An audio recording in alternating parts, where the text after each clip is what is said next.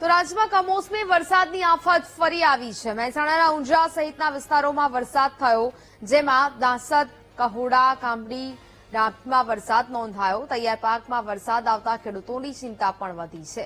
બાજરી, કપાસ સહિતના પાકમાં નુકસાનીની ભીતિ સેવાઈ રહી છે। સંવાદદાતા સુધીર ફોન લાઈન પર જોડાયા છે। સુધીર, રાજ્યમાં કમોસમી વરસાદની આફતે ફરી એક વખત ખેડૂતોની ચિંતા વધારી છે, શું સ્થિતિ હાલ?